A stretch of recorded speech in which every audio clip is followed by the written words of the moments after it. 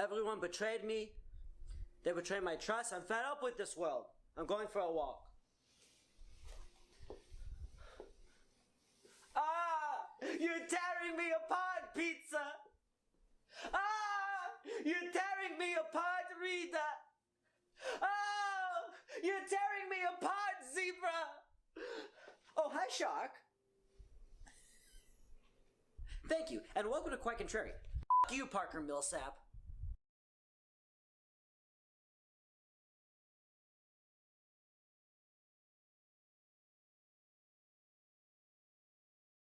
Today we're going to be talking about The Room. This is yet another fan request from our great fan, Zach Shock. Zach said he wanted us to do the Quite Contrary treatment for The Room. And obviously, The Room is a movie that has been panned ad nauseum. We don't have to tell you how bad this movie is. That's why we're going to tell you what rocks about it. Number one, The Room as an experience. The Room has become a cultural phenomenon of sorts.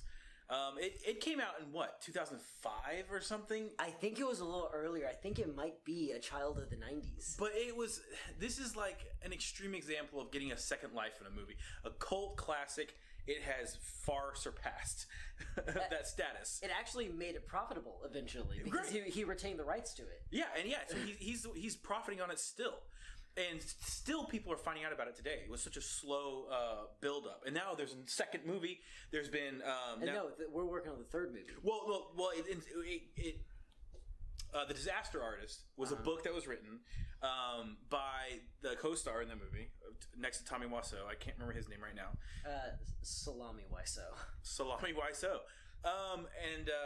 So what's happened with Disaster Artist is that it's gotten people to watch The Room for the first time, because it's an incredible watch when you see how James Franco's impression of Tommy Wiseau and everything else that goes along with that movie and the stories that come out of this movie. And I think the interesting thing about how it's getting people to watch The Room is because while The Disaster Artist was kind of a small release, next to The Room, it's a juggernaut. Yes. It is so much bigger. Yes, it is. It is crazy. The Room has also sparked. I don't think that we would have How Did This Get Made, which was a very popular podcast with Paul Giamatti, not Paul Rubens. Rudd. No, not that Paul. Paul Scheer. It's got Paul Scheer and Jason Mantzoukas and Paul's wife, which her name's escaping me right now. But anyway, of course, you forgot the girl's name. Yeah, well, she's never on the show. Oh wait, are we saying that June Diane Rayfield? Are we saying that we wouldn't have The Room? Are we saying that we wouldn't have How Did This Get Made without The Room? I believe that's true. I feel like we wouldn't have The Disaster Artist without How Did This Get Made. Because they're all in it. That's true. It's a big circle. It's a web of interconnectivity. But and I love that podcast. That podcast, it tackles really horrible movies that are bad to watch, or really bad movies that are fun to watch, and that are it's a surprise to them that they got sold, because every movie is a product that has to get sold to a studio. Right. And anyway, the point is, The Room has just spawned all kinds of. There's all this stuff that goes around. There are live events now, like that's all of the Rocky Horror Picture Show, right? Where they screen it at midnight, right? And they even have the same kind of things where there's cues in the movie where the audience throws forks at the screen. Like it's ridiculous. I think the most interesting thing about it is that the multimedia experience, the whole Wiseau universe of this thing doesn't end with the book or either of the movies, because there are things about Tommy Wiseau and his creation and his life that aren't answered in The Disaster Artist, that are still mysteries, and it spawns fan theories and fandoms, and it's just this big community of people centered around this really crappy movie. And when you think about all of the entertainment value that comes out of that as an experience and not just the movie, you get something that very few other movies have managed to do in general. That's very true. Go ahead. When you think of multimedia experiences, you think of movies that spawn books and comic books and video games and stuff like that. This one actually did that too. This one has spawned books and a comic book. Really? That was actually written by what's the kid's name in the movie? I forget. But it's the Denny. Denny. He jumps in the bed with him. Yeah. Denny, the actor, created a comic book about his life or his experience with The Room.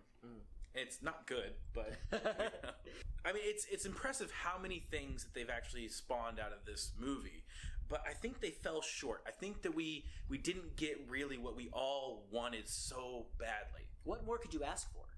The ride. The what? The Room. The ride. Okay, Johnny. Here it comes. Hands up.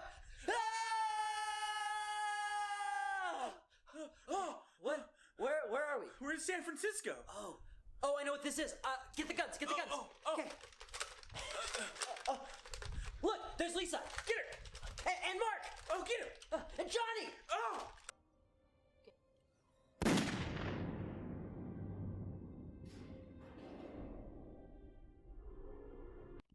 Wake up, Johnny, come on! Oh. Oh no. Oh. Hey. That's not good. That was he did it. Hello, darkness. Stop. Can we get out? I've come to talk with you again. Hey everybody, sorry to derail the video, but I wanted to check and make sure that if you're enjoying the content so far, to go and subscribe. We'll wait just 1 second. Did you do it? It tickled. That's weird. Number 2.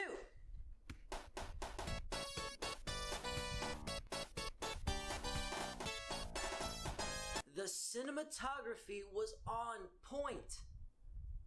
Say what you will about this movie, it is shot beautifully. There are just some... The visual language of this movie is... Well, it was the state of the art at the time. There's no other way to say that. The fact of the matter is that we learned from the Disaster Artist that Tommy Wiseau was independently wealthy, and as a result, he was able to hire some amazing talent as far as his photography went. Yeah. He had the best cameras, and he had some Hollywood professionals actually shooting kind of a crappy movie. I remember when we both saw this movie for the first time. We actually watched it together. Which was before the Disaster Artist. That's true. Yeah, we didn't just get on the bandwagon with Disaster Artist. But anyway, beside the point. What I'm saying was, when we watched this for the first time, it was in the opening credits scene. Zach, you were blown away by the shots of San Francisco. I was expecting it to be really primitive because Right. I've seen a lot of B movies. Right. And this just was so far above the rest. I was thinking of this scene, and I feel like it's right before the party scene where he gets into a fight, and he's actually walking through San Francisco at dusk. I was talking to Jay Free about this earlier. And just everything about the timing and the way that the cars are moving behind him, it just made it feel like you were on the cusp of something, like night was about to begin. Right. And there was all of this high concept, cinematographic, visual language going on in this. I used to know a girl. She had a dozen guys. One of them found out about it, beat her up so bad she ended up in a hospital on Guerrero Street. What a story, Mark. Yeah, you can say that again. I'm so happy I have you as my best friend, and I love Lisa so much. Yeah, man. Yeah, you are very lucky. The thing is that we actually found some of the audio from the lost auditions for the part of Johnny. I did not hit her, Mother. It's not true. It's bullshit. I did not hit her. I did not. Oh, hi, brother. Why, Lisa? Please talk to me, please. You are part of my life. You are everything. I cannot go on without you, Lisa. What else do you want? Hooah! Don't touch me, motherfucker. Is it? Phil Hartman was a genius. They knew each other for years. Number 3. It's actually kind of inspirational. So, The Room, if nothing else, if you don't get why it's interesting or popular or any of that, Or a movie. Right. Which eludes me. it stands. Okay, it's a fact. It's a fact that it did well. It came back and it made money. That's something. In the most roundabout way possible, you are correct. You are technically correct. Which is the best kind of correct. That's right. The reason I say that is because it can inspire people, and it should inspire you that you could go out and make a thing. That is there. Okay, right now there are less gatekeepers. There are less things keeping you from actually going out and making a thing. Before, if you wanted to have a TV show, or you wanted to make a movie, or you wanted to be a successful artist and all this other stuff, there were so many different things and loops you had to jump through to get to it, to actually get to your dream of actually becoming a professional at it. But now, you got YouTube, you got so many different tools on the internet. Extremely powerful technology. Yes. If you look at like the barriers that even Tommy Wiseau had, Right. He wound up actually overspending on some of the technology, but he was buying film cameras. He was buying video equipment that was all very expensive at the time. He did a lot of stupid things, like buying digital and film cameras, Right. and shooting with both. Right. Yes. Although it's very easy to get a hold of a digital camera now. My point is, you're probably smarter than Tommy Wiseau, so you can do this too. Like, you can make a successful something. Is my point. I don't know. Is that a low bar? I don't know. It depends. Are we going for cinematic greatness or limbo? I don't know. Answer me that, Johnny. Somewhere in between. Somewhere in between. I think what Johnny's trying to say here is that no matter what your creative outlet is, no matter who you are as an artist, your voice is valid. Oh! Maybe not. Maybe not everyone. Maybe not everyone. Yeah. And that's our show, ladies and gentlemen. Thank you so much for hanging out all the way to the very, very end. We want to remind you that if this is your first time on the channel, that if you enjoyed our stuff, you can hit that subscribe button. It's good for you. You can also ring the bell, which will give you all the notifications that you need to see future content from Quite Contrary. And don't forget that this is also a fan-funded channel. We absolutely love our patrons. We try to do our best for them. If you're curious about what we do for our patrons, check out the link in the description. There's all sorts of stuff there. And there's a fun little video for you to enjoy. Yeah, part of that is actually becoming really technically a producer of 3 different YouTube channels. We're one of 3 of the Warlocks Entertainment System Network, so check that out. And until next time... Oh! Is that what we were doing? We didn't discuss that. Ow. Johnny, what is this movie? I know, right? I seriously don't get it. Like, it's really, really bad, but it's like 50 years ago this would have been a bad movie. Yeah. But it came out last year. Yeah, it's digital. Okay, but like the characters are completely one-dimensional. The special effects are laughably bad. I just, it's like they were trying to make a bad movie. Oh my god. They were trying to make a bad movie. We can't criticize this movie because all of the wrong turns they make were completely intentional. Yes. This might be the perfect film.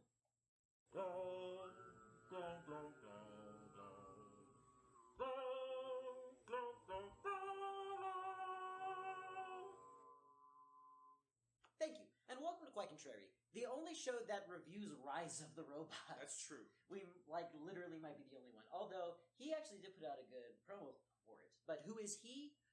You might ask? You didn't. It's okay. Herbert Midley. Yeah. Yeah. This movie is a love of labor by this person who made Rise of the Robots over the course of 4 years, right? From shooting to finishing the movie, I think is what he said. Right. It was direct to digital download. I don't think you can find a DVD of this thing. But really what I absolutely adore about this movie, and yes, I believe what I said in the little sketch of before, this might be a perfect film. It takes no missteps when it comes to what it was trying to do. It knows exactly what it is. Yes. And that's what's so much fun about it. Yeah. And it feels very much, and I know that I evoke 1950s sci-fi all the time, but this feels very much like a movie that they might spoof on Mystery Science Theater 3000. Mm-hmm. Going back to the dark era of sci-fi when it didn't make much sense, it was extremely low budget, and the writers didn't care. I would argue that they should. Put it on Mystery Science Theater 3000. That would be an excellent campaign. We need to start that petition right now. Yeah, that'd be a lot of fun. Mm-hmm. Well, or someone else can do it. If you're watching this video, you do it. Less work. See what I did there? How about we start a little campaign and there's links in the comments? Whatever. Yeah. There's links in the comments. We started a Facebook page. That'd be easy. Okay. Even though I still want to ask Mystery Science Theater 3000 if they'll spoof this movie, Mhm. I don't know if it's a terribly good idea. Yeah. And that has everything to do with number one! It's legitimately funny. It knows exactly what it is, and it lampoons itself along the way. Yeah. Making fun of its characterization, of its special effects, of its core concept.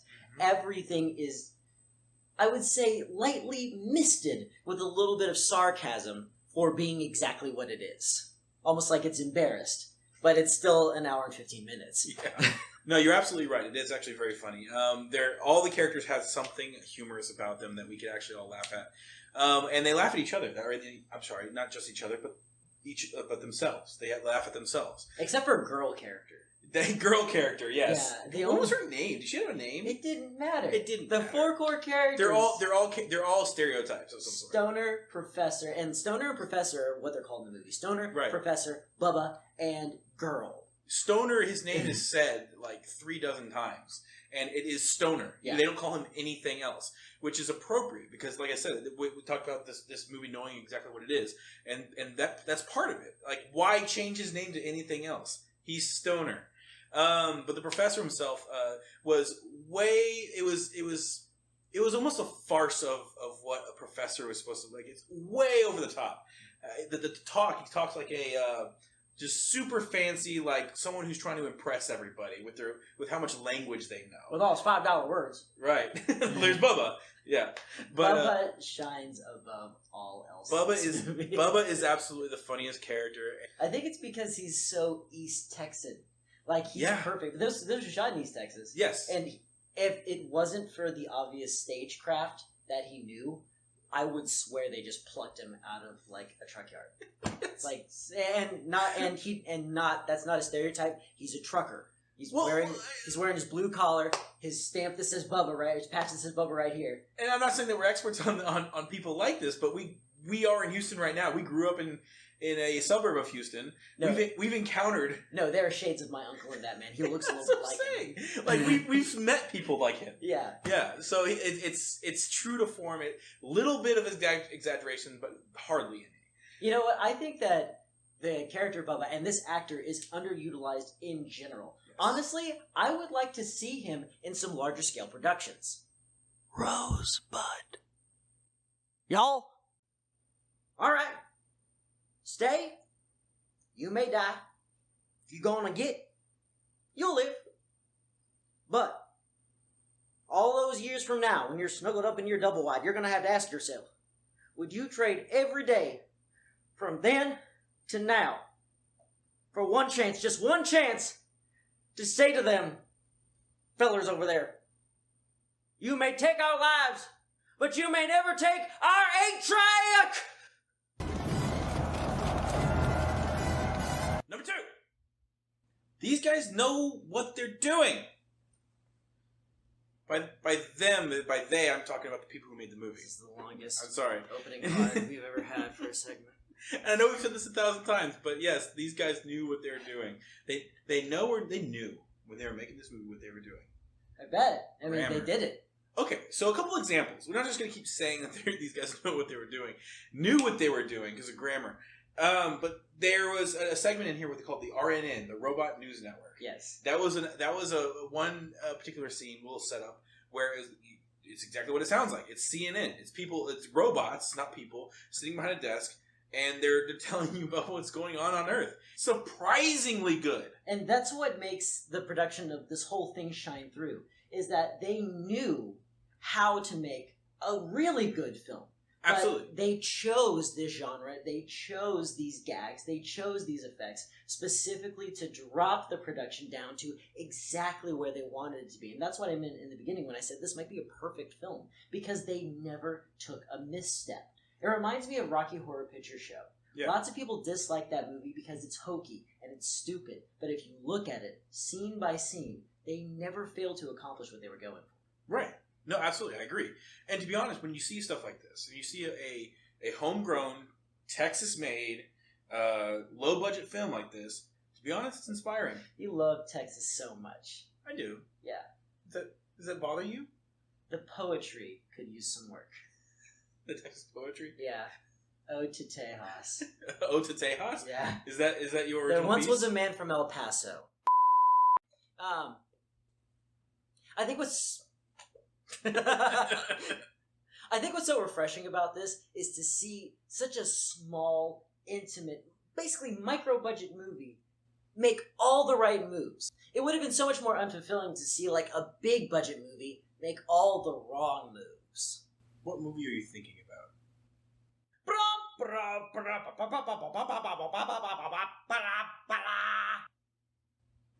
That's not fair, Zach. Links in the description. No. Number 3, it is mercifully short. Just like that opening card. You could learn a thing or two. No, this movie is 1 hour and 15 minutes long. Mm-hmm. And the reason that I find that so remarkable... Because it's appropriate. Because it's a movie. And Right. movies are like 2.5 hours long minimum nowadays. Mm-hmm. And the thing is that, like we said before, these guys knew exactly what their product was. Yeah, no, absolutely. Like, this movie and porn are two different media that are getting shorter and shorter all the time. Maybe for some. But the thing is that this movie, while being a love letter to classic sci-fi of the 1950s, is also kind of a joke, just like we mentioned before. Right. And the thing about a joke is that you can't tell it too often. Or too long. Exactly. What is it that Shakespeare said about that? Don't tell your jokes if they're too long-winded, and don't let Bill tell it, because he overacts. Frank, can you help us out here? Am I the only one who knows the classics? Brevity is the soul of wit. Okay? You got You to can say that easier. You No. don't have to use fancy language. say it. Why? Say it. Say it in a different way? Brevity is the soul of wit in under 6 words. Yeah, but those words are confusing, and I don't know what they mean.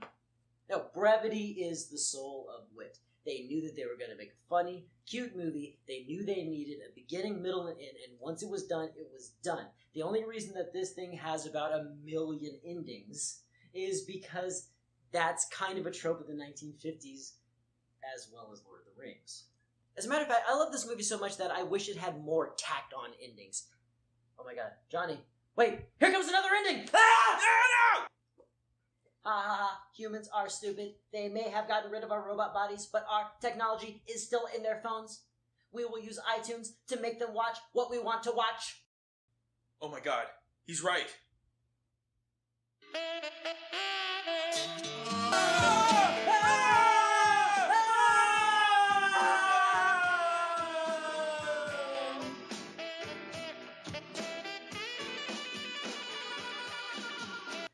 That's our show, ladies and gentlemen. Thank you so much for hanging out all the way to the very, very end. We really do appreciate it. And we appreciate the creator of Robots. Rise of the Robots! And we appreciate the creator of this fine movie, Rise of the Robots, Mr. Herbert Midley. We hardly knew ye. I only said that because that rhymes. You know what, Herbert? You call yourself the internet legend, so it sounds like you like seeing yourself online. You are actually in our Comic Palooza video. I saw you. You were at our booth. Just go watch. But we do want to say that we absolutely adore this film. If you like cheesy sci-fi, go watch it. I say that with utter confidence because we know that that's what they were going for. And before we go, if you like t-shirts like this one, I review t-shirts on the channel that's going to be down there. I'm going to put it right there. No. Yeah, that's where it's going. Click there. There's t-shirt Don't reviews. click there. Yeah. If you want to see Mr. Herbert's shining face, why don't you check out this video right here, our Comic Palooza video, baby. It is shining. It is. Is that like a glaze? And if you want... Is that a honey glaze? What do you do? No, stop it. Why is it? So when I heard that he came back on the robot legs, okay, we got teased once. There was a April Fool's joke video of a trailer of a Darth Maul movie, right?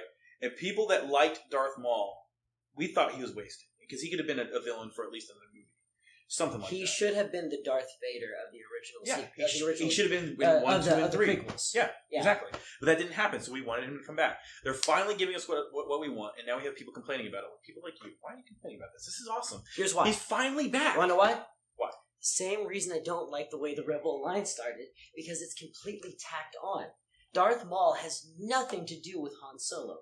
Nothing at all. Which is why they had to and this is the bigger argument. This is a very meta argument, but they had to tease him because they knew there was a really good chance that Solo was not going to make a lot of money, and it hasn't. So they put an insurance policy in there to get people really excited about the not the Qui-Gon Jinn. What is it? Ben Kenobi? The Ben Kenobi movie. That's a name I haven't heard in a long, long time. Right, because they're doing an Obi-Wan movie. They've talked about this, and he's gonna finally get his vengeance for Darth Maul killing his master Qui-Gon. Right.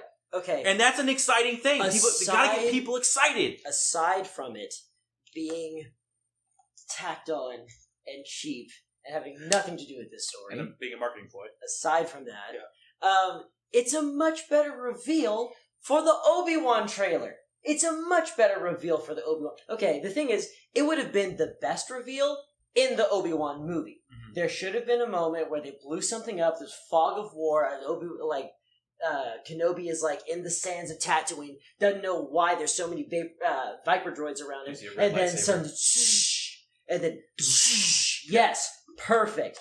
But that's not how marketing works anymore. That's not what people get excited about movies for anymore. So it would have done the most for the way the market is now in an Obi-Wan Kenobi trailer. That's what we needed to see. This is tacked on, forced, and the scene itself is a little silly.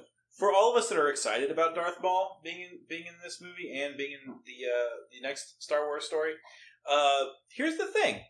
We can still have that moment, and it's still going to be freaking awesome. It's still going to have the gravity of seeing that for the first time. No! Yes. Because it's not for the first time. You only get it once. That's how a reveal works. This was a good tease. It was tacked on, and you admitted it was nothing but a marketing ploy. Absolutely. Also... But I will appreciate good marketing, and I think that exactly that's what that was. The staging of it didn't even make sense. First off, I missed that he had robot legs entirely. I did too, actually. Yeah. So I thought it was someone else of his race. If they wanted to make... Yeah, they thought it was another Zabrak. Because he looks a little different. He's older. Yeah. But the thing is that if they wanted to make it like a little bit more intense, they should have had him from just the waist up, and then the scene would have ended with "It's all right, Master Maul, I'm on my way," and be like, "No," and like robot arms pick him up and then like set him down into legs, and he stands. I'm coming to you. That's how it should have been, instead of him pulling out his lightsaber and like, "Oh, I have a lightsaber." Like, we know. We covered it. Okay. I think we've reached the end of this argumentator. Okay, so we're at the end here. I do want to say before we completely wrap things up, this T-shirt I'm wearing, I like this T-shirt. This is an awesome T-shirt. This T-shirt is Nosfajoli. Yes, Fajoli. I think Count Orlok is his actual name, isn't it? No, Nosferatu. Nosferatu is the movie, but I think the character's name is the point is this T-shirt. I actually bought this. Movie. I bought this at Comicpalooza. I do a lot of T-shirt reviews on our sister channel, on the Johnny Dim channel. They have everything on YouTube now, don't they? They do. I like T-shirts, but this is a very comfortable T-shirt. It's done very well. There's a lot of quality that goes into making these particular T-shirts, and this is from Rogues Apparel, and there'll be a link down in the description if you want to check that out. Yeah. So until next time, if you have any questions, comments, or concerns, leave them down in the comment section. Remember that even though we've now hit our goal of over 400 subscribers, now that we've done that, we're still small enough that if you comment, we will listen. If you have a request, we'll do it. We have a whole list of requests from Comicpalooza from our super great fans. If you want to see any of our Comicpalooza coverage, check out the links here. Also, remember that we are a fan-funded channel. So if you have any questions, comments, or concerns about what we do for our patrons, once again, check the links down in the description. A lot of super fun stuff there. A movie list from Johnny, a movie list from me if you'd like to know the kind of movies that we like. Whatever! I'm going home.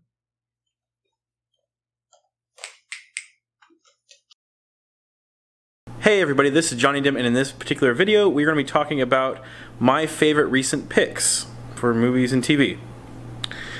Alright, so before we get started on that, I do have to show you something. If you've been following our stuff, you do know that I am a huge Willow fan. The movie from 1988, 89, and one of my favorite things to do is actually look out for and find t-shirts or other memorabilia from the movie. This is a recent one that I found. I'm actually wearing it for the first time. Check this out. Okay, let's see if I can get a good... Yeah, there you go. So, as you can see here, it's got like the Batman logo on top, but it's Willow's face instead of Batman. This is a classic, Batman cover art for one of the comic books, and of course you got Madmartigan and Willow with the baby. What's her name? She's the future Empress of Terras Lene. Madmartigan called her Styx. That was his nickname for her. What is her name? Elora Danan. Elora Danan. Okay. Yeah, there's the bottom there. So, I'm really proud of this shirt. I absolutely love it. I did not make it. I found it. I love t-shirts. I'm actually going to start talking more and more about t-shirts, I think, on my Johnny Dim channel, which you can find. I'll put up a link or a card or something up there. Anyway, so my picks. I've only got 2 this week. It's the first time I'm ever doing this, but I hope to do this in subsequent weeks in the future. My first pick is going to be Annihilation, which by the time this video is up, you probably won't be able to see it in theaters, but if it is there, I recommend going to watch it in theaters. It's better in theaters than it is anywhere else. I say that specifically because there was a deal made for Netflix to take over the international rights of the movie, and somehow that meant that the movie was not going to be in theaters for very long. It was just going to go to Netflix. So if it's on Netflix at the time this is out, go watch it on Netflix. Just watch it on big TV. It's a very visual, very beautiful, artsy. What are some other adjectives I can use?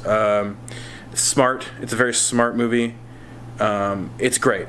Absolutely loved that movie when I saw it in theaters. I actually wanted to see it in theaters again. That may not happen, but I will watch it on Netflix again. Another Netflix joint, actually, that my second pick is going to be 1922. I saw this last night. It is a Stephen King movie. They put it on Netflix. It's been out for a few months. It was on my kind of back burner type of thing. I'm wanting to get to it for a while. I forgot actually that was a Stephen King movie. Remembered it at the end in the credits, and I was like, that actually makes a lot of sense. It felt like a Stephen King movie. It's based off one of his books. He didn't actually direct the movie or anything like that. It's one of these that's really like I put it in the same vein as like The Shining, as far as like it's more of a mental thing. There's there's a lot of hallucinations and different things like that. You don't know what's real and what's not. But the setting was perfect for it. They played that very well. Some of it seems out of place because usually when you see something from 1922, you see it in black and white. So it feels a little weird. Seeing it in bright color. The movie's actually shot very well. There's actually a lot of establishing shots that are really good. It takes place in Nebraska. You get a lot of good open sky, the wheat fields or not wheat, but corn fields and stuff like that. So it was actually surprisingly how nice it looked at times. The person I was watching it with actually commented on if the soundtrack wasn't there, she thought it would be a very beautiful movie because of course the soundtrack's a little more creepy. But anyway, I definitely recommend watching that if you're a fan of Stephen King or just horror in general. Those are my 2 picks. I don't have much else to talk about at the moment. We're trying to go to 2 videos a week. This is gonna be the first of the week. I think we're gonna do Mondays and Wednesdays, so look forward to that. So hopefully we'll have something coming up Thursday. Don't forget to subscribe if you've not been here before. That really does help us a lot. That really helps us out a lot. And hit that notification button. There's a little bell that they put next to the subscription button. That helps you actually get notified. If you're subscribed, I know it's kind of weird. If you're subscribed, they actually don't necessarily put our videos or notify you about our videos. They'll just kind of show up on your own personal YouTube landing page every once in a while, so you can watch them. Hit the notification button. We don't produce videos that often. We're not going to annoy you. We try to keep our quality up so it's actually worth watching, entertaining, and all that good stuff. Thanks a lot for stopping by. Later. Hey, Hey everybody, in this video we're wearing maroon. Stay tuned. We're also going to talk about Pacific Rim Uprising. When everybody hates it, we think it's okay. When everybody likes it, we gotta complain. We're quite contrary. Thank you, and welcome to Quite Contrary. We've got 99 problems, common sense ain't one. I'm Zach Nanimus. Johnny Dim. And today, as we said before, we are going to be talking about Pacific Rim Uprising. Now, Johnny and I actually really like this movie. It's a good movie. We liked it so much. We got an advanced screening of it, and we liked it so much that we went ahead and wrote an episode that was going to go negative, because whenever it's a good movie, we go negative. We assumed other people would like it. Yes. And that didn't happen, so we had to kind of rewrite everything specifically for this one. But if you haven't seen it yet, please go do. Yeah. It's a lot of fun. Is it predictable? Yes. Are there stellar performances in it? Not from everybody, but it's a fighting robot movie. Right, and that's what's fun about it. That's the part we like. We really liked Pacific Rim Uprising. Everybody else hated it. Here's what rocks about it. Number 1. Crazy robot action. Crazy robot action. That's what this whole movie's about. Yes! What are you doing? Oh, so we kind of already went into this, but we're just going to expand on it a little bit further. So this movie is in the same vein, of course, like we said before, King Kong, Godzilla. Those are the main two, but I mean, we've had... I would even throw in like stuff like Snakes on a Plane. Exactly, and it's like, okay, nowadays we call it popcorn flicks, is what we call them. It's like movies, you turn your brain off, you go in there, and you just kind of just enjoy the ridiculousness of what's going on. The spectacle. The spectacle. That's the word I'm looking for. It's the spectacle of what's on the film, on the screen, on the film. It is on the film. Is it? Really slowly. I think one of my favorite things about the robot action was, and like I saw it in the previews, is that it was very evident that there were going to be 4 individual fighting robots, and they were all slightly different color, and they all had a slightly different weapon. We've talked about this in another episode. You wanted Power Rangers. I wanted Power Rangers, but with more Megazords. Right. Get rid of the kung fu or whatever. Just robots. And I really think they did it in this movie, because you know they had the they had the one that had like a gravity hook, right? That could like pull buildings onto it, and then they had another one that had like a ball and chain, and they had another one that had like a gun in its chest, and weirdly they had a lightsaber robot, which is interesting because they've tried that before in the movies. Number 2, you do not have to see the first one. This is something that is kind of difficult to do. They do it a lot in the Harry Potter books, where they kind of over-explain themselves in the beginning in order to give you context for what you're reading, watching, etc. But the thing is that not every movie can pull this off, and a lot of movies don't even try. It would have been very easy to just dump us into the middle of this story because there are common characters, themes, and events. But instead, they went ahead and they had John Boyega do kind of a soliloquy in the beginning, explaining everything that happened in the first movie, and that's all the context you need. No, yeah, you're right. You're absolutely right. One set of movies that is not good at this is Lord of the Rings. Yes. Books are actually pretty good at it, though. Because there's actually practice doing that when you're watching you're reading like a trilogy of something. They're usually pretty good at summing up things, at least books I've read. But for whatever movies, certain movies just aren't very good at it. Well, in a book, you have an infinite amount of time to get it out. Like, it takes, what, 2-3 years to read a novel on average? Yeah. But, you know, in a movie, you know, the length of time, even a very long movie, is a particular length of time for a particular reason. Correct. You know, it's extremely formulaic. This one had 2 advantages. You know, one, they had John Boyega working on it, and John Boyega is just fun to listen to, even when he's almost difficult to understand, because he has a very thick Cockney accent, which kind of, in a way, it makes me mad, because I watch Star Wars, I know he can pronounce words correctly, and also, the events of this movie happened 10 years after the first one. Yep. And so we have pretty much a whole new cast of characters. The last movie, apparently, you know, I didn't see the movie. That's one of the things we noticed. We still enjoyed this movie without having seen the first one. Yeah. Or at least I didn't finish it. I've seen about 20 minutes of it. I saw less than that. Wasn't a fan, honestly.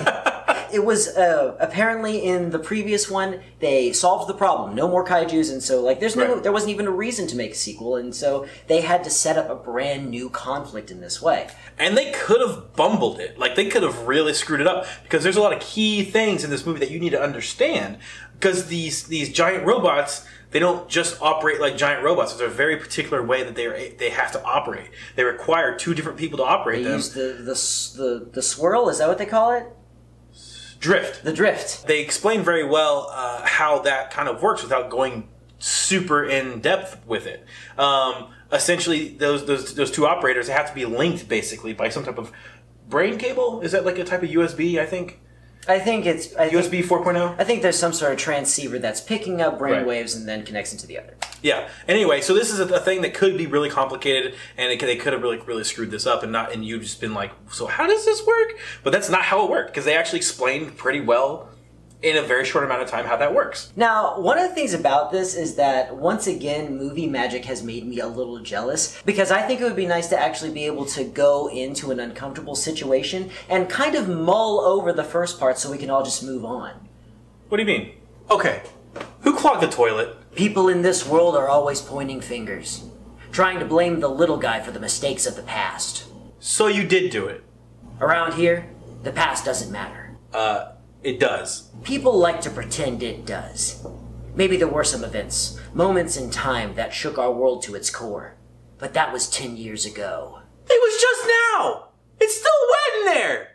But what all those naysayers and fat cats don't realize is that I also crashed Johnny's car last night. What? Number 3. John Boyega. This is my John Boyega dance. Okay, most of us know John Boyega from Star Wars. Yes. And he was Captain Phasma.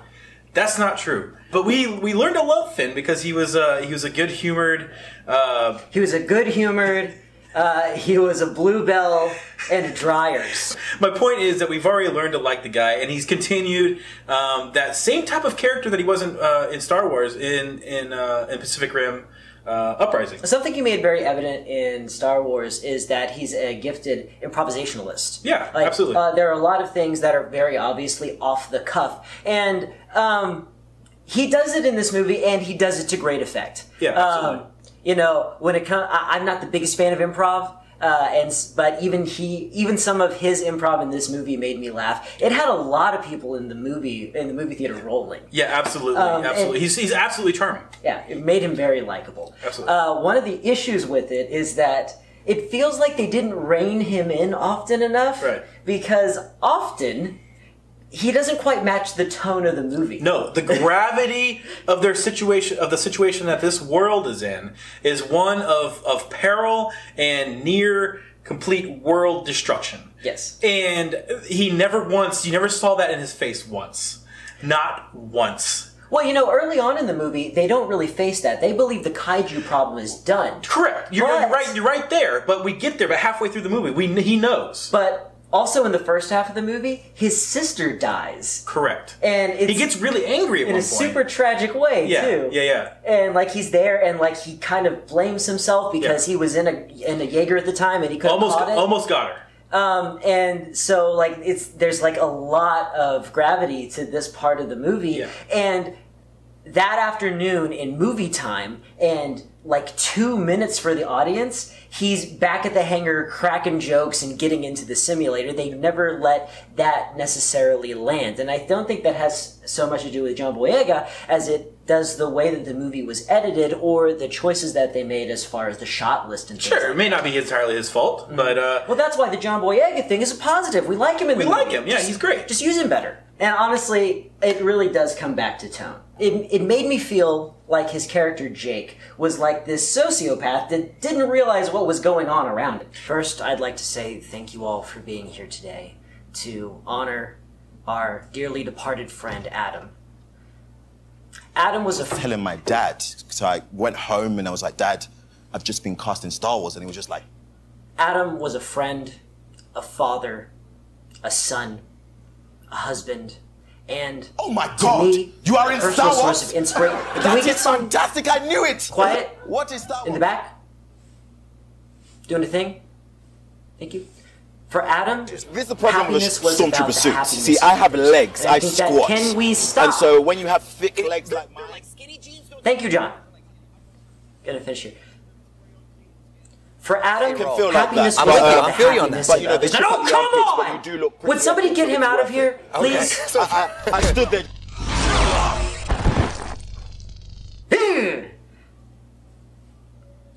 We're gonna need another casket. And that's our show, everybody. Thank you so much for making it all the way to the end. We really do appreciate it. I want to remind you guys that if you didn't hit that subscribe button before, do it now. We also want to talk about the fact that we are a fan-funded channel. So if you're curious about what we do for our patrons, go down into the description. There's going to be a link there, and check out our Patreon page. It's going to be cool. There's videos. There'll be links all over our faces, all around the screen here. In a minute. In a second. In a hot minute. In a hot minute. Ah! Check out the other videos. Thanks for stopping by. That minute was hot!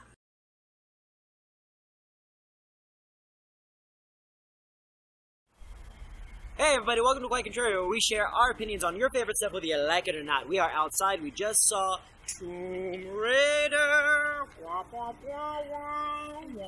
Unfortunately, it's not the super secret spy Indiana Jones character that I'm used to. It's the one Johnny likes, the Survivor. Yeah, she's all like fit and rough and poor. She's poor in this movie. Okay, here's the deal. Like, you said that you like the new survivalist aspect Yeah, of she's it. gritty as fuck. Because it's grittier? Yeah, Okay, do you just mean dirtier? Like, that's part of when it. you say gritty, do you Yeah. mean like grains of things on her? that's part of it. Okay. Like sand. Anyway, this is our first impressions. We just saw the movie. I give it a 7 out of 10. It was a fun movie. It wasn't a great movie. It was a very quiet movie. There wasn't a lot of story to it. There wasn't supposed to be because it is structured. This was something we were talking about. It's structured like a video game. Yes. It's got very long action sequences, long swaths of time between dialogue, etc., etc. It's a decent video game. It really is a decent video game. You heard it here first. Lara Croft is a decent video game. Yeah, Tomb Raider. Tomb Raider, the video game movie. Yeah, no, I really liked it. Actually, I think the good and parts of it are good and bad because it's like a video game. She's too dumb in this movie, though. I had problems with her intelligence. Well, okay. The thing about her intelligence is wrapped up in a bonkers legal system where it doesn't matter if you're dead. It Yeah. matters if your daughter signs a paper saying you're dead, and that means you're dead. Yeah. Yeah, I mean, overall though, like the best, it shines when there's actually no dialogue. Like you were talking, like the movie doesn't have a lot of dialogue. You Wait.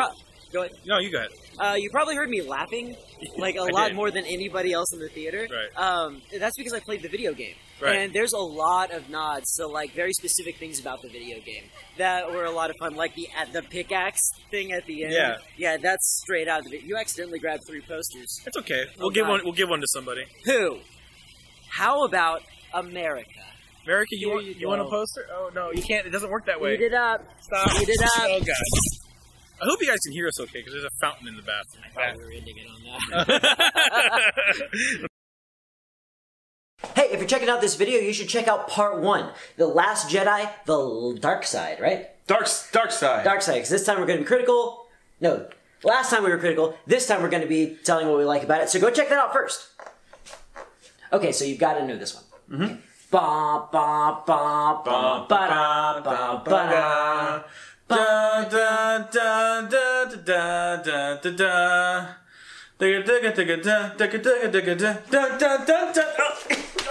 Thank you, and welcome to Quite Contrary, the only show that's mathematically designed to disagree with you. I'm Zach Nanimus. Johnny Dim. And today we are going to be doing the second part of our Last Jedi extravaganza. Once again, this film has been so polarizing that we couldn't definitively say that audience liked it, disliked it in one particular way, because it gets like about a 50%, which normally we would say, okay, that's a failure, but it's so polarizing. The critics loved it though. The critics did like it, and audiences were about a 64 on it. We went ahead and decided to do 2 videos on it, and this is Star Wars The Last Jedi, The Light Side. So here's what rocked about it. Number 1, the final showdown. So, any fan of the movie, or probably anybody in America at this point, probably knows that somewhere in the movie, and now that we've seen the movie, we know it's one of the last scenes in the movie. We have a Hoth-like planet, and so we were afraid that this was going to be a true rehash of The Empire Strikes Back. But fortunately, that's not what we got. We got a pretty interesting planet with a very unique scene. Sure, there are still people entrenched, and there are still AT-ATs walking down about to destroy some rebels, and that's fine. But where the last scene in the movie really stands out has got to be the conflict resolution. How they actually stop the First Order, and how they do it is with the help of none other than the Last Jedi, Luke Skywalker. This is my favorite sequence in the movie. Yeah. I absolutely adore it. And it's because not only is it a spectacle, but it's also so well thought out and staged so perfectly. One of the things that I always thought was, well, I don't know. I don't think it's weird in retrospect, but it's interesting to see how these characters like Luke Skywalker and Obi-Wan Kenobi and Darth Vader even, we're expected to sort of relate to them in specific ways. But when you do that, you kind of forget that they are these monsters. You know, Rogue One was really good at showing off the power of the Force with the last sequence with Darth Vader. So when Luke Skywalker hits the scene and is staring down a pretty good contagion? Is that what? Contention? Contention? I don't know. Something in.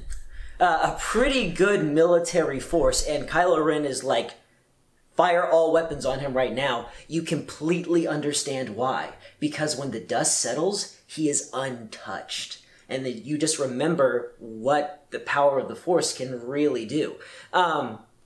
But of course, we usually do spoilers in these. Yeah. So it turns out that Luke was a Force ghost the whole time. He was just projecting himself from, all the way across the galaxy, because it seems like all the planets are always on the other side of the galaxy, no matter where you are. Yeah, a twist many of us didn't see coming. Right. Yeah. So it turns out he's just a Force projection, and he gets into a lightsaber fight with Kylo Ren, and they never touch sabers. They never touch one another this whole time. And so when you realize that he was a projection the whole time, you're like, oh yeah, that didn't happen. Now, this is interesting. My mother, weirdly enough, I don't know if that's weird, but my mother pointed this out. I missed this, is that they kind of made a big deal about it being like a red salty planet. Right. And so everybody had like these red tracks in the salt. Luke doesn't leave any. Yeah. And it's just another example of how well this was orchestrated, how much time and thought was put into what was a fabulous sequence. One thing about this scene is that I know it would be awesome to be a Jedi for a lot of reasons, but specifically having this ability made me incredibly envious. Because if I had the ability to be a Force projection, I would use it to get out of stuff all the time. Oh, looks like the pizza's here. You're splitting this one with me, so you got cash on you? Amazing. Every word in that sentence was wrong. You're an asshole. Number 2, Yoda.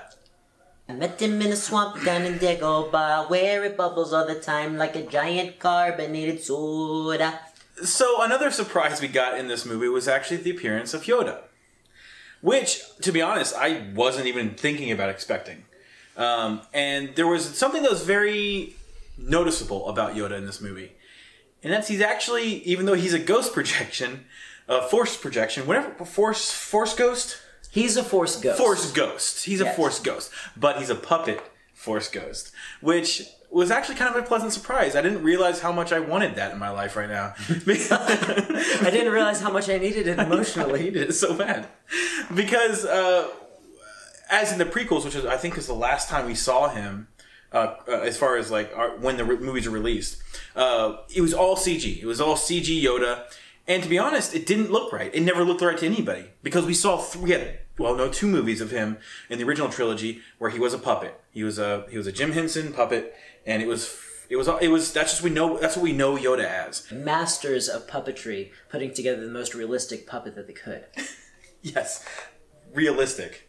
In quotes, I would say. Well, he didn't have like felt eyes, That's true. Yeah, that's true. So I think I'm not a huge Star Wars fan, but I think, and all the Star Wars fans I've talked to about Yoda being in this movie, they've all been very pleased with how he's a puppet. It's because he looks like himself. Right. In the prequels, he never looked like himself.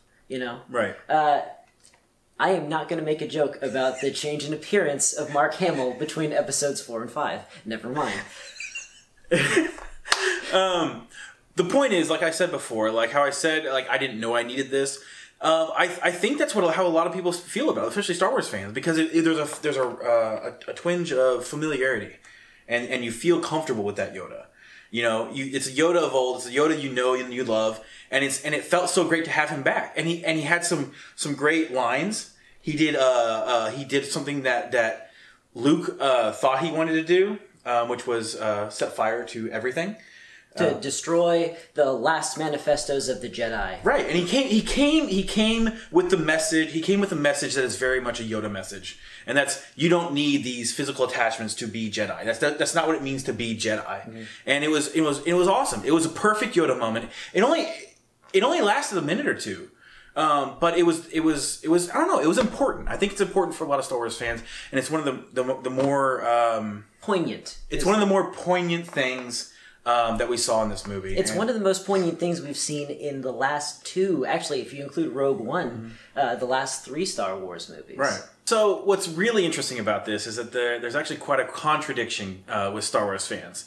I don't quite understand it, but it seems like the more CG, the more polished something is, the more they hate it. Let's do a little experiment here. We're gonna put up just a few different visual effects, and we're gonna get some reactions from the audience here. Let's see how this goes.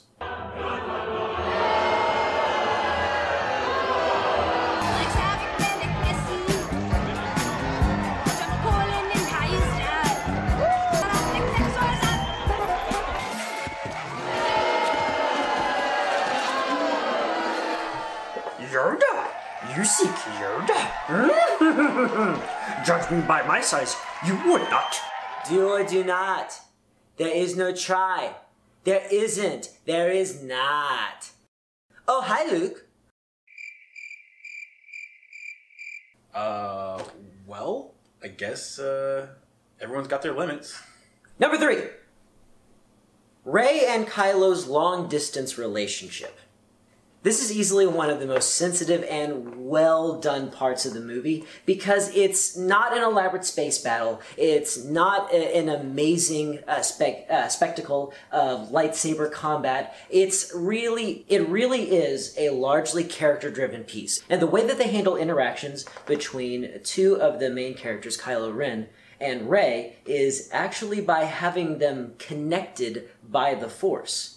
I want to say, because there's been a theme throughout the other 2 points we've made about familiarity and about how some of the old movies kind of come into this film a little bit, and this is another example of that because we've seen Force users connect across long distances. Mm-hmm. We just haven't, but what they did was they added a new element to it. Yes. Because we've seen them, I feel that Leia's here, I feel that Luke's here. You know, you get those lines from the old movies, but in this one you take it to the next level. Yes, they're so well connected in this one that there's an element of quantum entanglement, even to where there's like an ocean spray that happens near Rey, and it gets on Kylo Ren's face. And it's so interesting and so well done, and they were able to get really great performances out of really 2 really good performers. Right.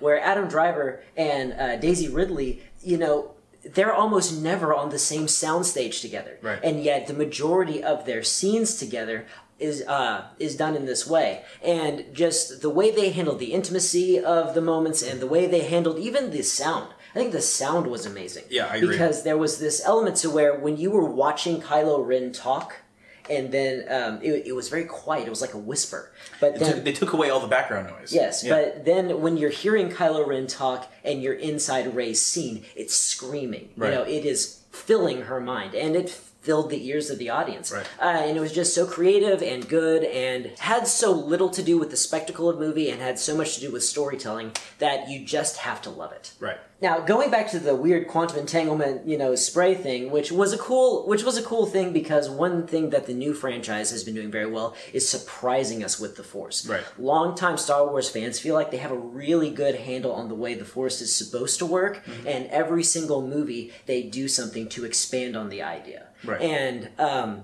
the thing about this one is that because they shared so much, including matter in some instances, it makes me wonder what connections we didn't see in the process. Huh, what do you mean?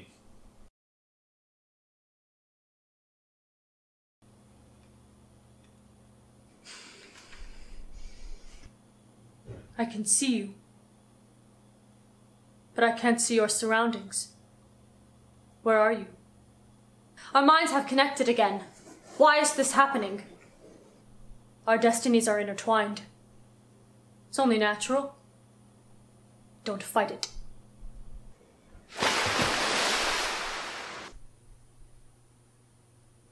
Incredible. It must be clear to you now that I am here to show you your place in all of this.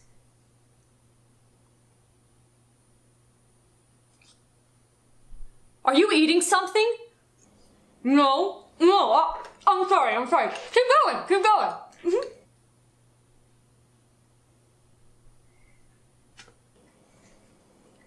It's important for you to understand how wrong the Jedi have been about the Force, how wrong Luke has been about you. Come with me. Together we can... What are you doing? Oh, sorry.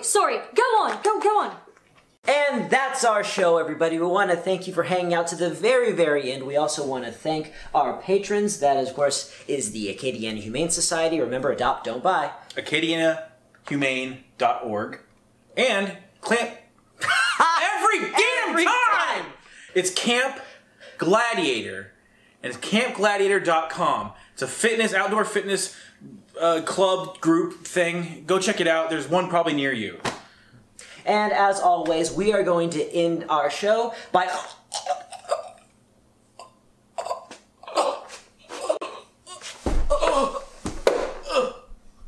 If you enjoyed this video, hit the subscribe button and ring the bell so that you can watch future videos of Quite Contrary.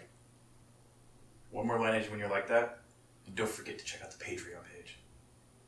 Don't forget to check on the Padme on page. What?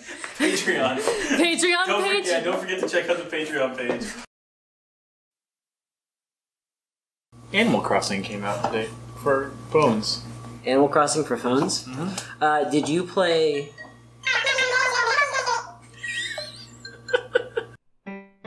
When everybody hates it, we think it's okay. When everybody likes it, we gotta complain. We're quite contrary.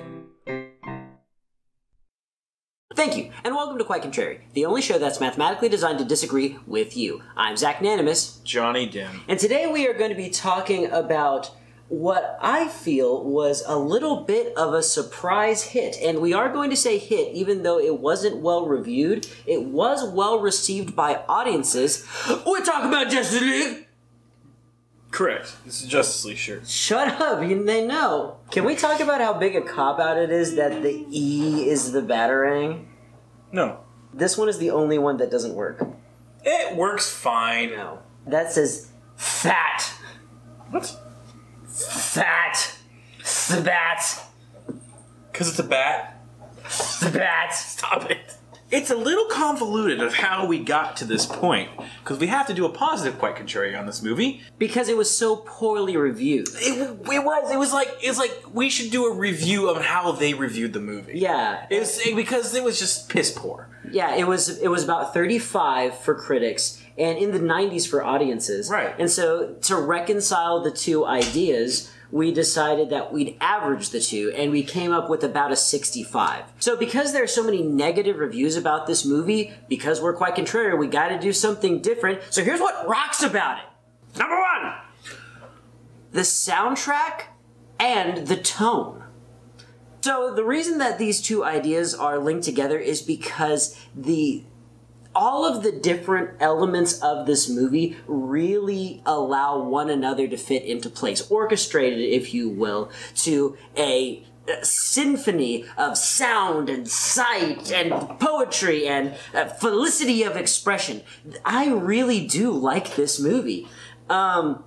And the soundtrack does so much to drive it home, even from the first moments of the movie. It's really masterful, and what I would add to that is that it adds a twang of familiarity You know, you hear some stuff you've heard before from Danny Elfman or whatever. I noticed it most from one of the Batman scenes when they start bringing back those tones, those I don't know even what instruments those are. Or those like with Danny Elfman, you're hearing a lot of French horn, yeah. and you're hearing a lot of flute, actually. Right. But it's the horns, the deeper, darker, not darker, but the deeper, lower notes. You know, when those came in, and it was like, oh, that sounds super familiar to me, and it really helps. It really helps you bring which. And they even did that with some of the Superman stuff. Spoilers. They did that with some of the Superman stuff, lending back on John Williams' original score. You hear these things in there. And instead of bogging it down with additional exposition to explain each character, things like that, this movie allows its sound and visuals to actually set tones where we don't need to have the fact that Batman is back explained to us. We feel it in the music. Now, of course, a few movies come to mind immediately when I think about movies playing so well against their soundtracks. Think back to another DC classic, the 1989 Batman with Michael Keaton. A more recent example, the soundtrack to Ragnarok was amazing, and that worked very well. That was great, but if we're going to be talking about this, we have to talk about the best superhero score of all time, Nacho Libre.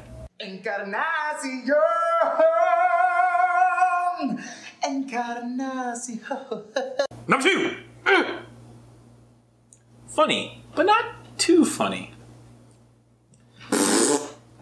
So the Justice League movie had some funny points. There were some really good jokes that landed throughout, with the exception of a couple in the third act that we kind of had complaints about. But overall, it was a net positive. It was a good, funny superhero movie. And you can chalk up the third act to kind of having a different director, ultimately. Right. Yeah, you can.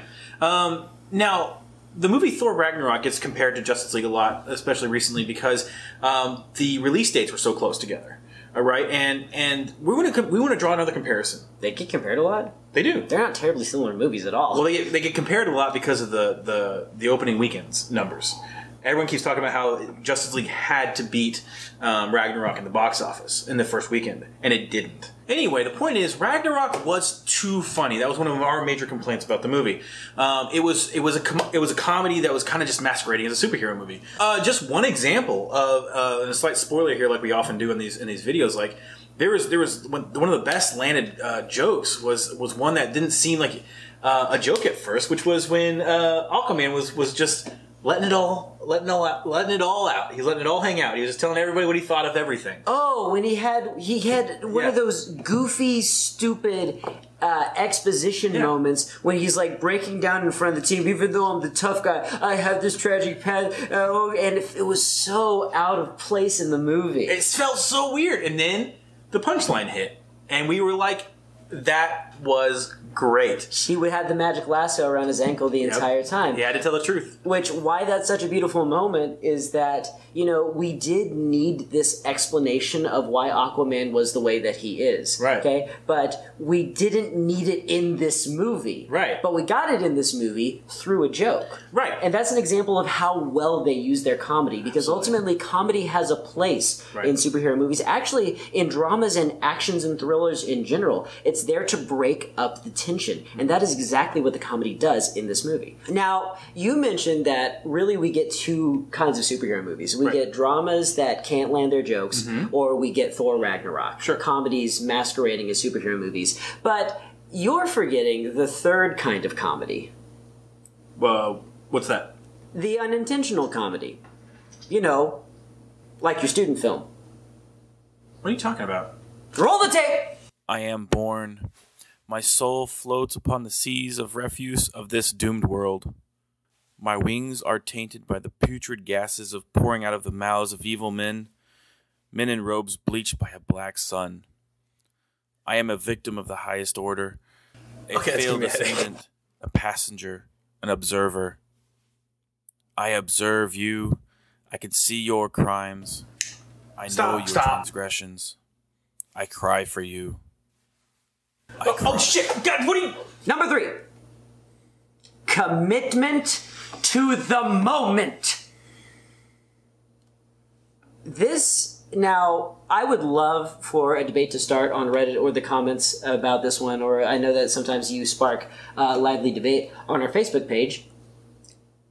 I would say that this is probably the most comic book movie that we've seen in recent years. Lots of people are going to say that, oh, Batman hit the perfect tone, you know, or X-Men had the political and social intrigue. This movie... Both of those are true, but they're not comic book movies. Exactly. Yeah. This movie is the all-singing, all-dancing comic book movie that really embraces its universe. Just so we're clear, the last time I think that happened was actually in Watchmen, because that was a shot for shot.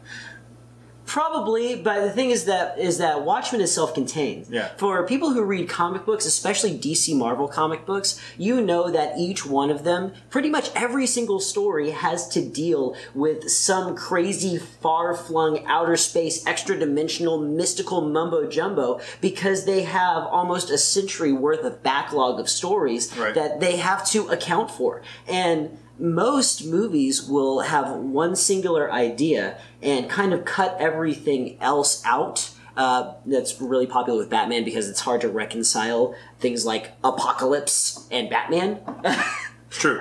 But this one doesn't shy away from it even a little bit. The Themyscirans, the Atlanteans, the Apocalypse, everybody is in play, right? The Kryptonians, everything is in play, going insane at all times, and I absolutely love it. Every single second of this movie is dripping with that same crushing tension of a universe about to burst with conflict, and every single shot is a panel from a comic book. I don't care that Batman's cape is CG as all get out. Okay? It looks great. Yes! It looks like it's flapping still in the breeze of a painted Gotham City. Yes! I think the real takeaway from this is that other comic book movies would do themselves a service by also embracing their universes and the comic books that made them famous. I mean, the X-Men should fight the Skrull every once in a while. That's a good point. Deadpool should return to his hard roots, where he's less funny and he actually just does killings. Yeah, more of an assassin for hire. Right. And the Teenage Mutant Ninja Turtles should disembowel more people. Combat conquered! And next time I'll use mustard! And that's our show, everybody. We want to thank everyone for hanging out to the very end. Once again, it really means a lot to us. Johnny? Zach, we've gone like 10 episodes without mentioning our Patreon. It exists? Yeah, it's still there. I didn't know that. It's a thing. People can choose to pay for this? We do lots of cool things over at Patreon, and what I'd like to remind everybody is that every single dollar that we get from Patreon every month goes directly back into the show, making the best product we possibly can for you. In fact, I'd like to talk about two of our sponsors right now. First off, Camp Gladiator. Camp Gladiator is an excellent way to get in shape and get electrolytes. And also, don't forget the Acadiana Humane Society. Buy. Don't buy. Adopt. Speaking of sponsors and Patreon and stuff like that, I'd like to put Puppy Mills. Sponsored by Puppy Mills. No. Leave a comment if you agree with us. You can debate that, but also leave a comment and tell me what I should put behind Zach right now, because I'm gonna do it. If the best suggestion. Wait, no, in the next video. Not possible. In the next video. Okay. In the next video. So we'll do that. I've got some in the can that haven't been edited yet. So Quiet Contrary reserves the right to not use any of your ideas in case they're gross. And on that note, I would like to end our show the way we end all shows, eating gummy snacks in silence.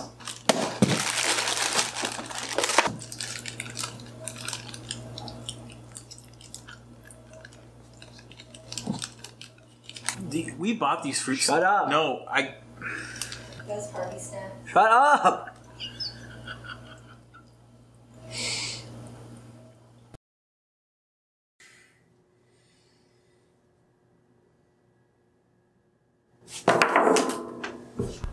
What's wrong, Dim? Zach, it's the Golden Circle. The Golden Circle? Yeah, Kingsman. Oh. Yeah. It's a horrible movie. Oh, that's not in debate. It is the worst movie that I've ever seen, but it's really bothering you that much? Yes! Oh. Well, you know, Johnny, there is a way that you can overcome your rage for the Golden Circle. Oh, yeah? It's a new over-the-counter, non-prescription, non-narcotic pharmaceutical. What's this wonder drug called? I'm glad you asked, Johnny. It's All's Well and All. When everybody hates it, we think it's okay. When everybody likes it, we gotta complain. We're quite contrary. Thank you, and welcome to Quite Contrary, the only show that's mathematically designed to disagree with you. I'm Zach Nanimus. Johnny Dim.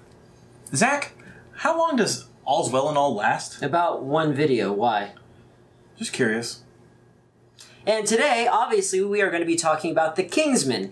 It is the update to a beloved movie of mine. Johnny, you had mixed feelings on it, didn't you? I didn't like it. Just south of enjoyment? Correct. Okay. Why do you hate the South? That's not what I said. But it definitely has some glaring issues, but we are quite contrary. We try to find the positive in the negative and the negative in the positive. So here's what rocked about it. Number one, the action.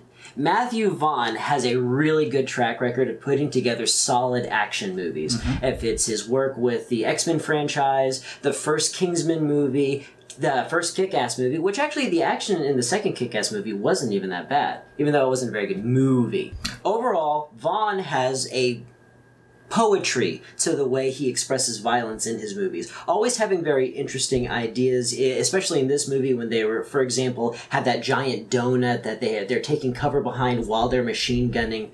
The use of the guy with the cybernetic arm that could choke you from a long way away. Lassos, electronic whips being used. Yeah, and Elton John's Dragon Kick. Elton John's Dragon Kick. Now, because some of the dialogue can be a little humdrum, some hoo-ha, some hell, because the dialogue can be stilted at times, these represent really great breaks and a very full visual experience. Yeah, absolutely. They're you can't take your eyes off the screen when the action's going on, and they're not one of these action scenes that we hate where it's like, you know, you're zoomed in too close. There's a lot of a shaky cam. Exactly. You don't get any shaky cam. These are polished. Yes, you're definitely CGI assisted fight scenes, but who cares? They look brilliant. But it is at least done in clever ways. Yeah, absolutely. When you compare it to things like Spider-Man, right? Where, you know, it's very obvious that whenever Iron Man and Spider-Man do anything, it's a CG character just flying around. They cleverly hide those instances between very well choreographed fight scenes, between actors. Absolutely.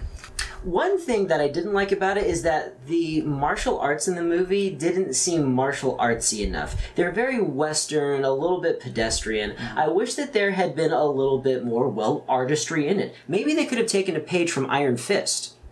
I know Kung Fu.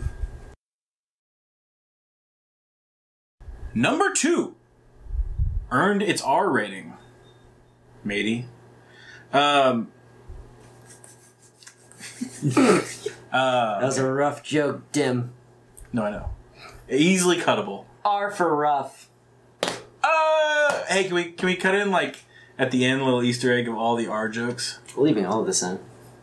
That scares me when you say that, because oftentimes you do. Kingsman 1 and 2 are rated R, so going into the second one, we knew what to expect. We knew there was going to be a lot of violence, a little bit of sex, not much, and then a lot of cursing or cussing. Kirsting. Right. Kirsten Dunst.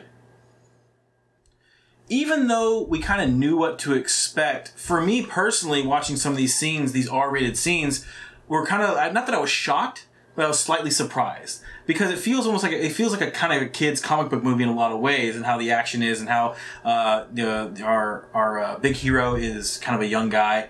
For some reason, I was thinking of something a little more innocent. I think that a lot of people, you had mentioned you actually saw kids going into the theater. We did have kids in the theater. Very, very young children that, in fact, that didn't even need seats. Right, so people could easily make the mistake just looking at the poster art. You know, it's classy. Yeah, it is, and it looks like a goofy, you know, like you keep saying, like a James Bond, a younger James Bond, or more high octane James. High octane, yeah. Besides all that, the point is that they really earned that R rating. They kind of pushed the envelope a little bit. There are scenes that I was a little taken aback by, but I know some people were a fan of it. Why are you looking at me? Well, I don't know. Why would I look at you? We straight up had murder being put into a meat grinder and instantly made into a beef. It's not even beef. That's a human patty. Long pork. Long pork. That's what it's called. Is it really? Yeah, it's called long pork. Oh, geez. Why? Because apparently we taste like salty pig. Oh, boy. Yeah. There are some, sexually charged scenes that I personally kind of could have done without. And there was a lot of just F words. Elton John even said a bad word or 5. If you've watched a lot of our stuff, you know that I'm actually a big fan of rated R superhero movies. And this is kind of a rated R superhero movie. And it tickled me a bit. It kind of helped me realize my dream to see all superheroes in rated R versions of their movies. Yeah, and you're not really that far off the mark because this movie is actually as mature as it is because it's been reworked from one of the original drafts of the Lego Batman movie. I didn't know that. Greatest enemy. You can't do. You can't do both. Save the city or catch your greatest enemy. Yes, you're obsessed with me. Yes. Yes, you are.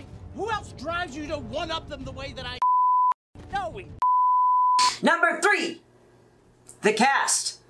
Kingsman from the very beginning has had a tradition of bringing in great talent. Not only does the kid who plays Exy do a really good job for a relative unknown. Actually, no, he does a really good job for an actor. He's a good actor. But in the first movie, they brought in Colin Firth, Samuel L. Jackson, Michael Caine. And then they just kind of amp it up in the second one, bringing in Channing Tatum, Jeff Bridges, Julianne Moore, a lot of big names, and of course... Jeff Bridges. Did you ever say Jeff Bridges? I was going to say Elton John. And once again, despite some of the problems with the writing, these actors are always really fun to watch. Mm-hmm. And I think based on that cast, we can actually all agree that this is the spiritual successor to The Big Lebowski that everybody wanted. I'm just surprised that there's so much animosity between the dude and Maude. I thought they left on amicable terms. Maybe she's after child support. Maybe she's after child support. Maybe she's after child support. Maybe she's after child support. Child support. She wants it. And finally, number.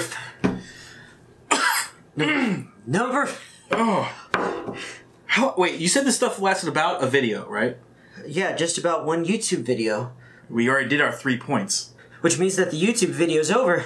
Oh. I hate Kingsman the Golden Circle again! Oh, so here's what sucks about it! Oh! It blows! Jesus! I'm sorry for putting you through that charade, but really, don't go see this movie. And this next segment is going to be full of spoilers because we're going to talk about all the things that it did wrong and how to fix them. Because it ain't hard! No! We wrote a better scene of one of the worst scenes on the way home from the theater! Yeah. Oh my gosh! Here's the thing that you need to understand about Kingsman the Golden Circle, is that back in the 80s, they used to do this cartoon called the Scooby-Doo movies. They were hour-long episodes where they would have like a celebrity guest star, like Jonathan Winters and Vincent Price would come out and do some stuff. And they weren't just celebrity guests doing voices of characters. They drew the celebrity into the movie, and they helped solve the crime. And that's exactly what they did with Elton John in this movie. Yes, Globetrotters. Sorry, that was like holding my breath or holding in a fart. But everything is as stilted and vapid and cliched, and when it's not cliched, it's just them spouting catchphrases at you. Yes, I couldn't believe the amount of dumb. And, we're not really going to do a sucks about it here, but I want to touch on 2 points of contention for us. So which one do you want to tackle first? First, the easy one. Put Channing Tatum in the movie. Yeah! Jeez! This is one of the first things I said about the movie after leaving it, is that Channing Tatum was marketed alongside the guy who plays Eggsy. I'm sure he's a very well-known person. People know his name. But... Tregsy McGuffin. So these two, Channing Tatum and this guy, Eggsy, they were marketed as being the 2 headliners. Like, he's in all the commercials. Yes. He's in all the commercials, even when we sat down, because it was an advanced screening, so we didn't see trailers. I'm not trying to brag, but what I'm saying is, we sat down. The first thing you see across the thing is a big, giant, basically movie poster. It's just a card. Yeah. It had a website. It had a website they want us to go to, and it had Eggsy and Channing Tatum. Nobody else. Like, they were the two main guys in the movie. Yes. And that was not the case. How do they utilize him?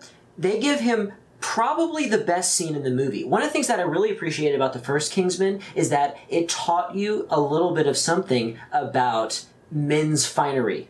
About being a gentleman, and this one it taught you a little bit about being a country boy. A little, a very small amount, and they used Channing Tatum to do that during a torture scene, and he's talking about like the history of distilled spirits and stuff like that. It's a really interesting scene, good juxtaposition, and then almost immediately, they literally put him in the fridge. They put him on ice. They put him on ice. They try to give him the best excuse for not being in the rest of the movie. Like, sorry guys, I mean, we froze him. What are we supposed to do? Like, we froze him. This is them talking to the audience. We froze him, guys. I'm sorry. Like, this is what we got. I mean, we got a frozen Tatum. And don't say frozen Tatum.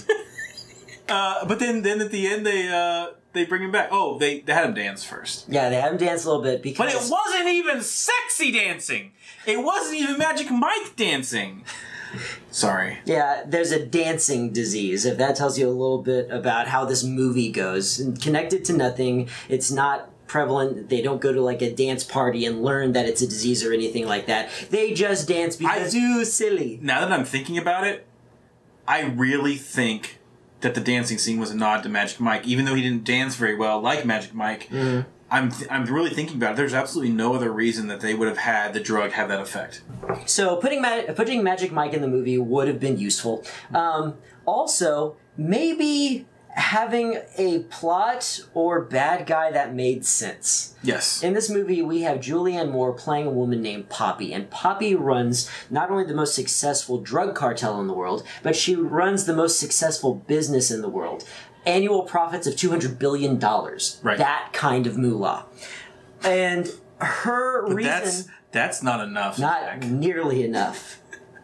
Her big point of contention... I want to be famous! Yes, exactly. That's it. She complains that because she peddles drugs, she can't be on Forbes magazine. Right. Specifically. But with that kind of money, you can buy Forbes. I loved when you said that earlier. She could literally buy Forbes. Yeah. Yeah. In fact, with that money, she could have an army of lobbyists to get drugs legalized. Yes. It would have been simple. Yes. Instead, she does a big illegal thing that incurs the wrath of the Kingsmen, and she gets slapped. I know you only said there was going to be two different things we would change, and I'm just going to lightly touch on one that we had a lot of fun rewriting. I don't want to lightly touch on that. Oh, you want to go all in? I want to go all in. We can edit this down. Okay. What we're talking about, and this is a major spoiler, Merlin dies. Now, Merlin, if you don't remember, he's the bald Scottish sidekick. He's like the Q. He's the tech-savvy one. So Merlin, so he dies in the most stupid way.